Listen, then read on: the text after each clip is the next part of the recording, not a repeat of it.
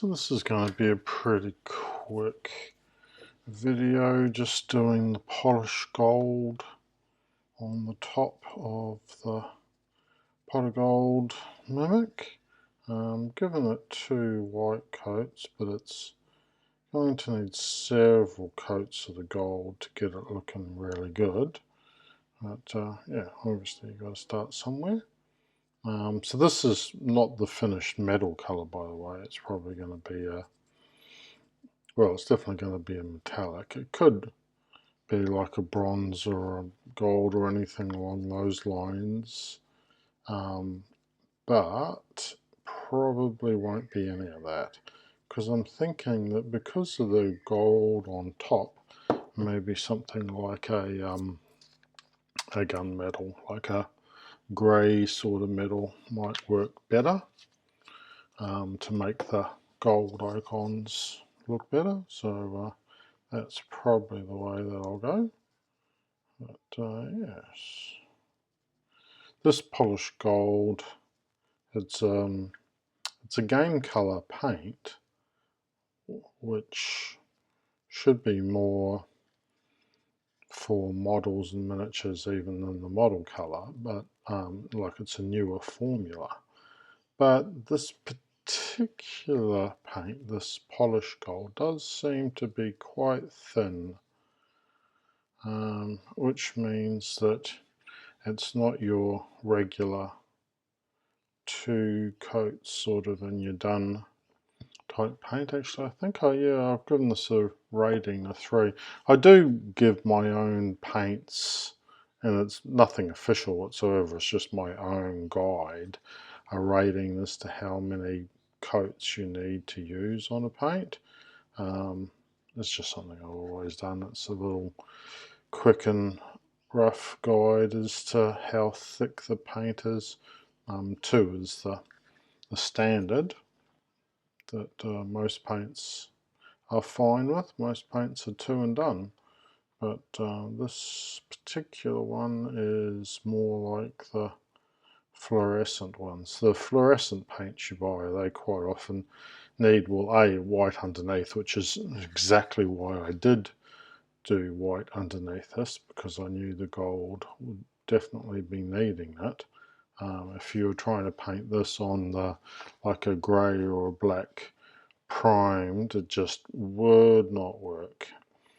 Okay, so that's the first coat done. That actually doesn't look too bad as far as like a gold reflective sort of finish is. And once I do the sides in the metal color, obviously that's going to look even better. Not sure whether I'm going to do these wing rings a different color or the same. I haven't decided that yet. Maybe try and do the actual circle parts a different color to the base, and the base that will just be the same. But yeah, anyway, quit rambling. That's the gold done, and I'll catch you on the next video. And for this one, I just decided it'll be nice to go with something that's quite a bit darker. I had, colour blocked it in the brown anyway, because I always intended it to be a bit of a darker sort of model. So yes, hence why steel, gunmetal steel, is kind of like the palette I think I want to go for.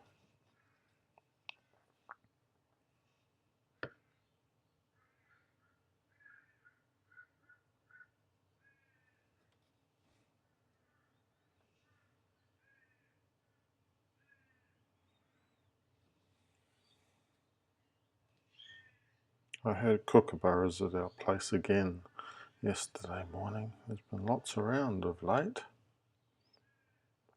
I'm like, oh, you guys knew that I was painting a model of you.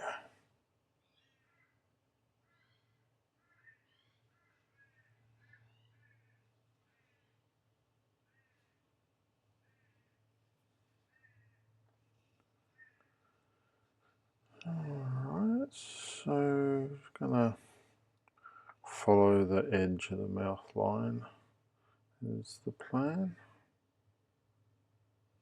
So the red's just supposed to represent the gums, basically.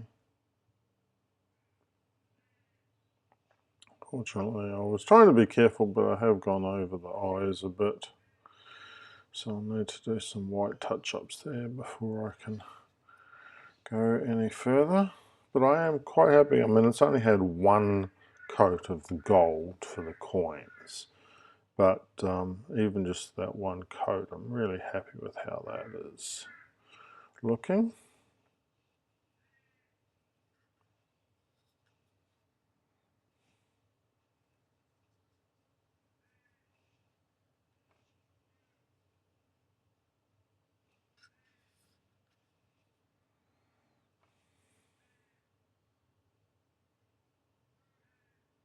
Haven't decided what colour I'm going to paint the rings in, but definitely think I'll do them just for highlights, just to make it look somewhat different. I'll do them in a different colour.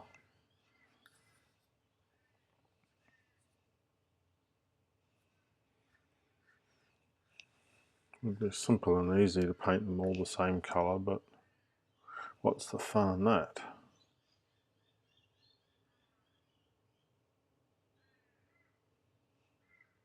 I didn't really have to paint them white, by the way. It wasn't like I specifically painted the rings white. It kind of looks that way, but it was just I painted the whole model white after I primed it, and that was just, I left the rings out because I knew I'd be painting them a different colour and hadn't decided what colour, still haven't.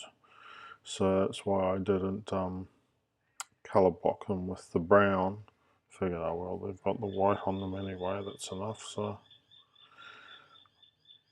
whatever I paint will be fine on the white.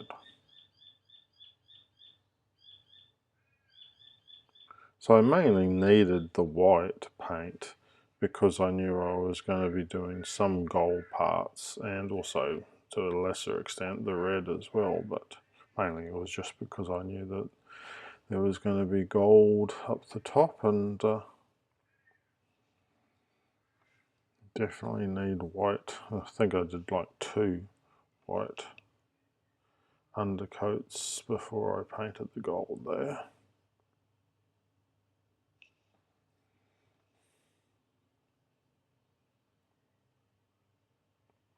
Parts of this look quite black, and it's because you've got to really stir this paint even after you've put it in your palette.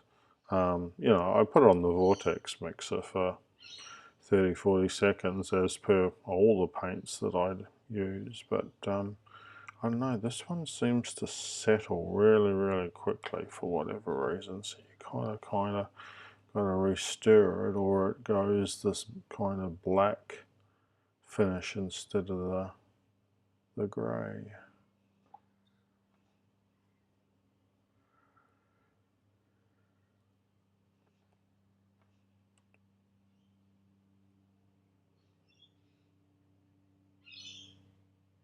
They don't usually settle that quickly that you need to worry about that, but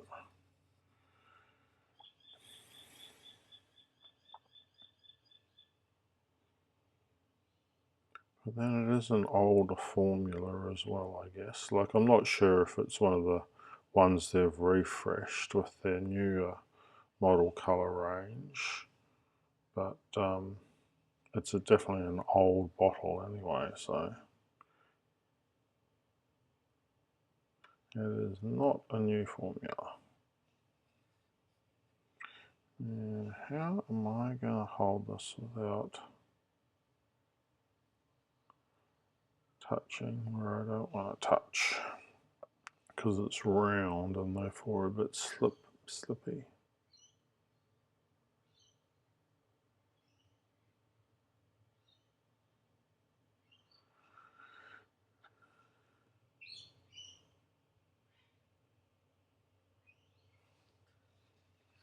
With a big tongue, it helps.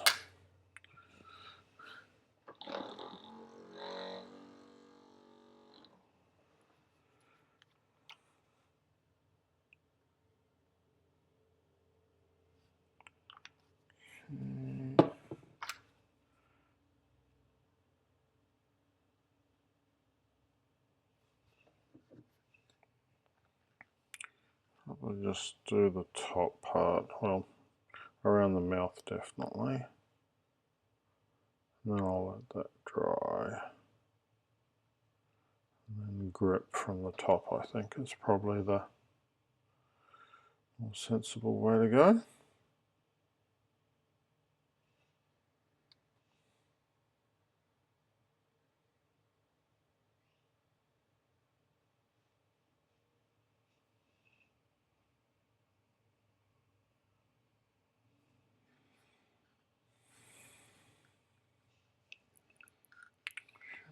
I'll do a fair amount of that though, using the tongue.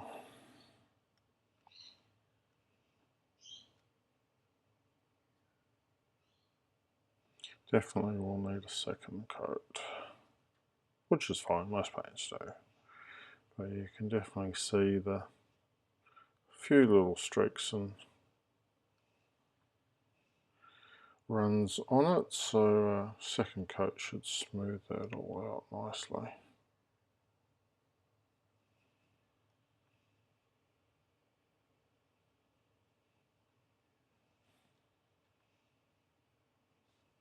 Almost,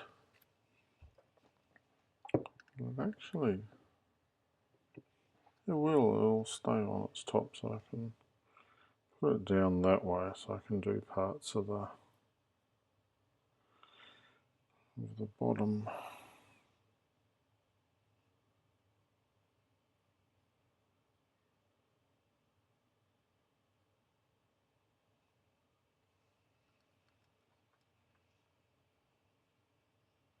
It's really too big a model to pin though. Typically I just pin things like swords or spears or, you know, like small weapons that you kind of need a bit of assistance with holding, because otherwise you're going to have your hands everywhere all over it. But something this big, it becomes problematic to pin.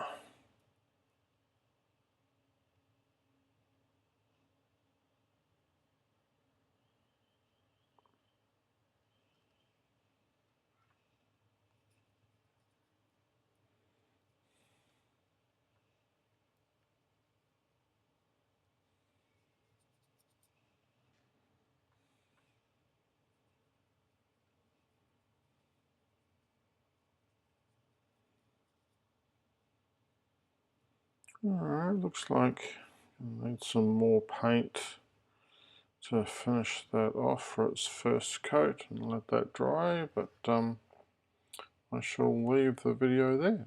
We're going to continue on with the wingback chair, but I just thought I'd give a quick update photo or shot with how the water barrel mimic ended up, because in the end I did decide that the wooden panel areas were too clean.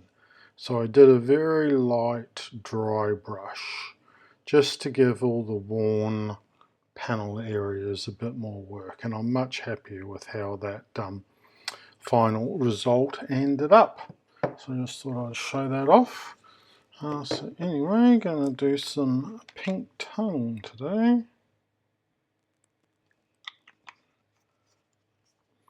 Okay, intense pink. It's the colour of choice for these monster tongues.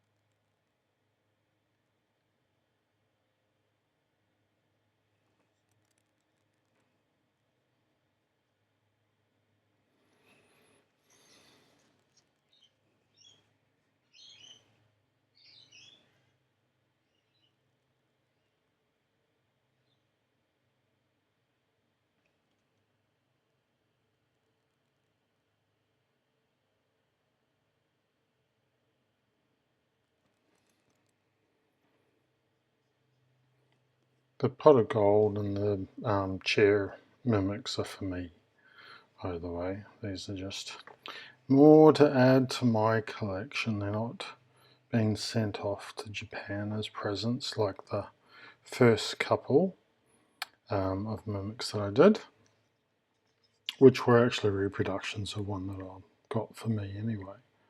But I have recently purchased a Kickstarter of a new campaign, as I tend to do. It's how I get my digital files, is in these sort of like Kickstarter campaigns. They call them frontiers on my mini factory, but it's the same thing. It's like a Kickstarter basically.